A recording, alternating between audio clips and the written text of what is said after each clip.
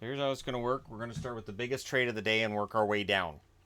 And this was the big monster deal we were all waiting for. Ryan McDonagh, where was he going to go? Well, Florida was apparently in on it. A couple other teams were in on it. I'm kind of surprised it took till the last minute. But here it is. Ryan McDonagh and JT Miller, or TJ Miller. No, JT Miller. I had it right the first time. JT Miller are now members of the Tampa Bay Lightning. Now, at the time this went through, there were rumors that Braden Point was going the other way. And at that point, I was like, are you serious? No. Braden Point was going the other way. Vlad Namestnikov, Brett Howden, Libor Hayek, 2018 first-round draft pick, and a conditional second-round pick. That's conditional on this. If the Tampa Bay Lightning win the Stanley Cup in the next 2 years, that becomes a first-round draft pick. This is great.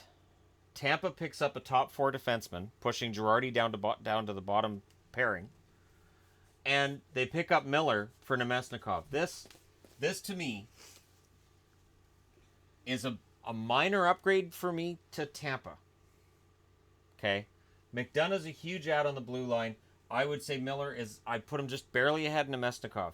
My only concern with Miller would be, is he going to have chemistry with his wingers the way Namestnikov did in the middle?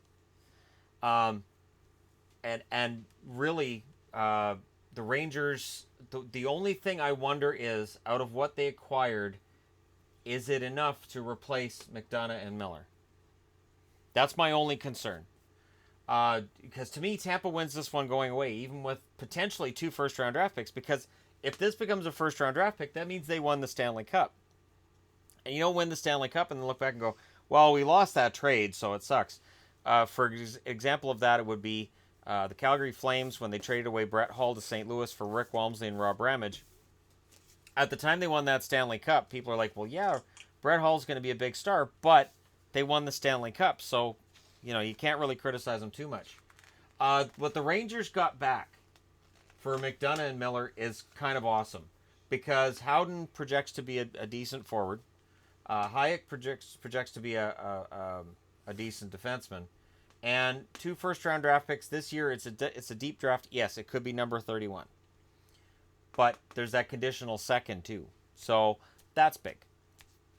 I assume that's in 2019. So if they win the cup this year or next year, that becomes a number 1 draft pick. I don't think that Tampa's going to complain.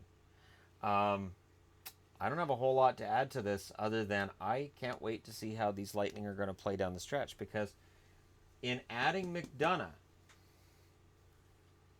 they become, in my eyes, they've tipped the scales now that, yeah, it will be very difficult for anybody to knock them out of the playoffs.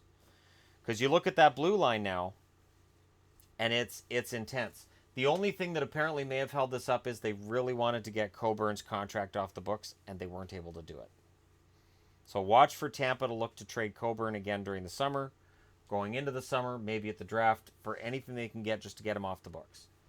McDonough's signed into next year as well.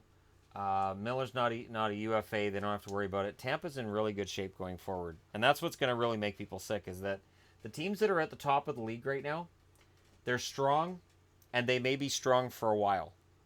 So this isn't they added this, but long term they're going to regret that, or next year they're going to regret that. I don't see regret.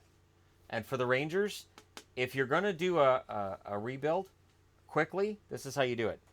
You get draft picks, prospects, you get whatever you can. You make your team younger and faster. And the Rangers, as soon as next year, I said this during the live stream, I think what the Rangers are doing shows that they could be what the Leafs were last year, where they're young, they're exciting, they're fun, and they start winning games that way. The league's getting younger, the league's getting faster, and the Rangers are just, they're piling on and saying, okay, we're going to do this.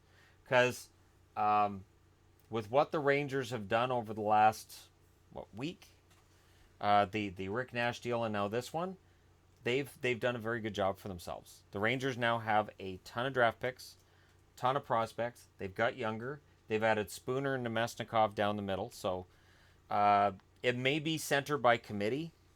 You may see Zibanejad, when healthy, being one of 3 pretty good centers in New York. If if Spooner's used in the middle and not on the wing. The Rangers had used him on the wing as well. But I like what both teams did. I'm going to give the win to Tampa because, again, the team that gets the best player probably wins the trade.